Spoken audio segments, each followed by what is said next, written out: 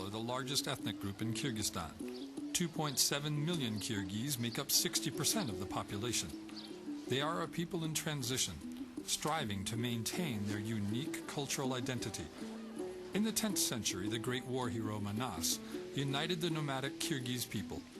Today, the epic of Manas takes on spiritual meaning as the Kyrgyz struggle to preserve their proud heritage. All of Kyrgyz people, we always say that Manas, he is our grandfather, and we're proud of him. The Kyrgyz are brave, proud, and creative. Like the Dungan, they place great emphasis on family and hospitality. In our character Kyrgyz people, they are very kind, and they're always very glad to have a guest. In 1991, Kyrgyzstan emerged from under the iron fist of the Soviet Union as the most democratic nation in Central Asia.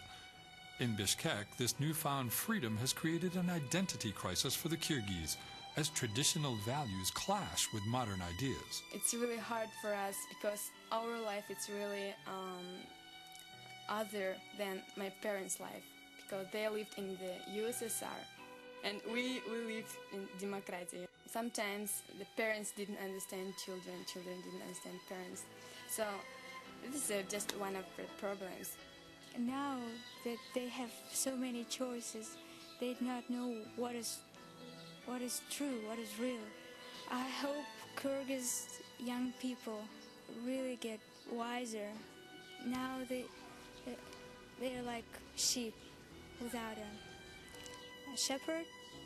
Some Kyrgyz see their hope in the material values of the West. Others are seeking a return to their historical roots, adapting traditions to urban life. Many are looking to Islam for the answers. The Kyrgyz people, they have to be Muslim. I don't do anything like Muslim, but I'm Muslim. This is a Muslim country, and many Muslims, so-called Muslims, they think they're good. They follow Muhammad, but following Muhammad doesn't give them freedom, liberty. For the Kyrgyz, Islam exists as a thin veneer, covering their need to protect themselves from the fearful spiritual forces around them. They practice folk Islam, relying more on superstition than on the teachings of Orthodox Islam. I lift up my eyes to the hills. Where does my help come from? My help comes from the Lord, the maker of heaven and earth. God is working powerfully in the lives of the Kyrgyz people. Many are finding their help and peace in Him. In 1991, there were less than 10 known Kyrgyz believers. By 1994, there were hundreds of Kyrgyz believers, and the church is still growing. Before I came to believe in Jesus, I was afraid of many things. I was fearful.